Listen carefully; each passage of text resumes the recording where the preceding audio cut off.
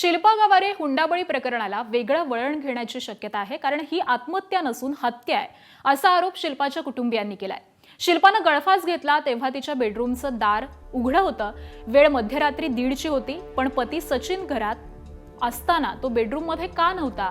पोलिसांच्या प्रथमदर्शनी पंचनाम्यामध्ये ते समोर आलंय. धक्कादायक म्हणजे पती सचिन लग्नापूर्वी हत्येचा गुन्हाही दाखल होता. हे पोलिसांच्या तपासामध्ये निष्पन्न झाल्यामुळे खळबळ उडाली आहे. आता शिल्पाच्या प्रकरणामध्ये पती, सासू सासरे आणि दिराला 31 ऑगस्ट पर्यंत पोलीस कोठडी सुनावण्यात आली आहे.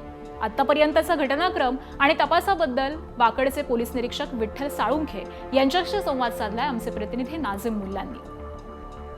वाकड पोलीस स्टेशनचे पीआय विठ्ठल साळुंखे साहेब. हॉस्पिटलमधून खबर आली की एका महिलेने आत्महत्या केलेली आहे, गळफास घेतलेला आहे. आम्ही ताबडतोब हॉस्पिटलला जाऊन अधिकची माहिती घेतली तेव्हा आम्हाला लक्षात आलं की एका 42 वर्षीय महिलेने गळफास घेऊन आत्महत्या केलेली आहे.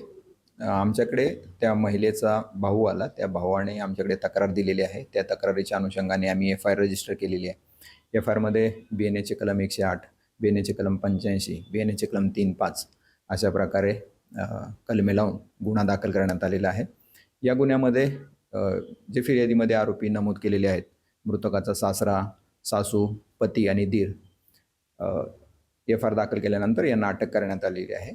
त्यांच्या अटकेनंतर आम्ही त्यांना रिमांड कामी माननीय न्यायालयासमोर हजर केला असता माननीय न्यायालयाने त्यांना 5 दिवसासाठीची पोलीस कोठडी रिमांड दिलेली आहे. या रिमांड दरम्यान पुढील तपास आम्ही करीत आहोत. आम्हाला घटनास्थळावर गेल्यानंतर अशी माहिती मिळाली की घटनास्थळावर हे सर्व आरोपी जे आम्ही आता अटक केलेले आहेत ते सर्व आरोपी हजर होते. घटनास्थळाचा सविस्तर पंचनामा झालेला आहे, तो ऑन रेकॉर्ड आहे आणि त्या अनुषंगाने सुद्धा आमचा अधिकचा तपास सुरू आहे.